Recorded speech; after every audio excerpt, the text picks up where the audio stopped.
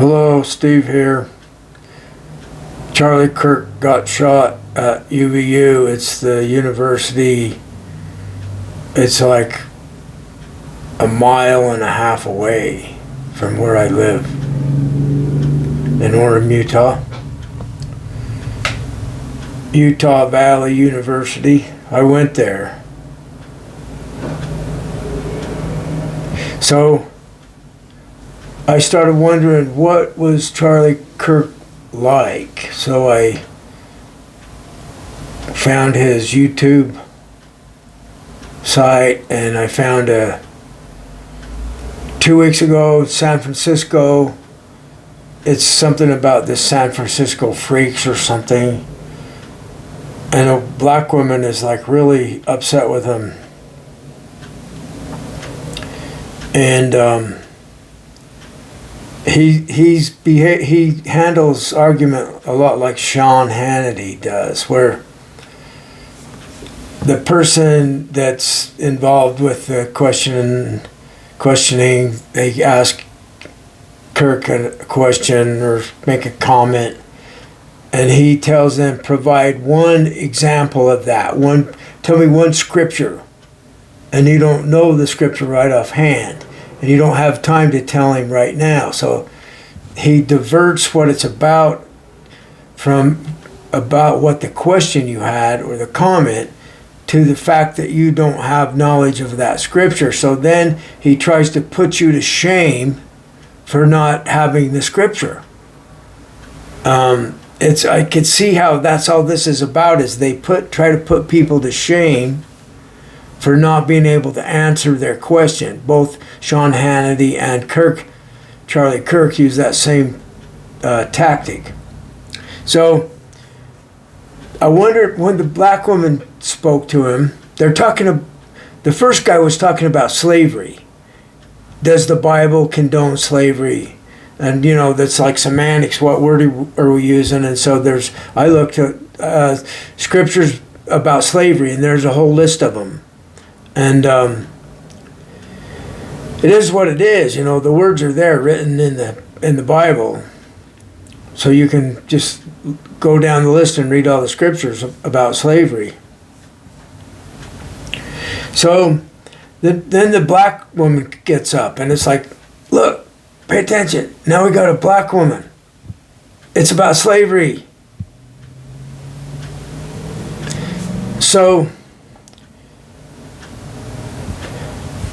I have these tormentors, telepathic, I hear voices or telepathy, and it came down to 2, and they tried to kill me 2 nights ago, and they couldn't kill me.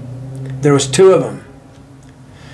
And it's like we got to the top of the pyramid to where there's only 2, maybe there's another layer above them where there's only 1, who knows.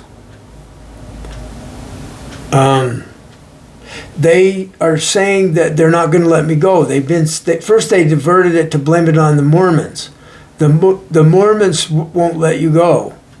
It's like, so then I'm hating the Mormon church for trying to claim me still as belonging to them. Like, what am I, a slave? Am I a slave to your Jesus? I know they say that they are. It also means servant, according to ChatGPT. So, I'm not Christian. I don't think there was a Jesus. I think it's fiction. I think it's a fabrication taken from Plato's perfect forms. And so they came up, let's make the perfect human being.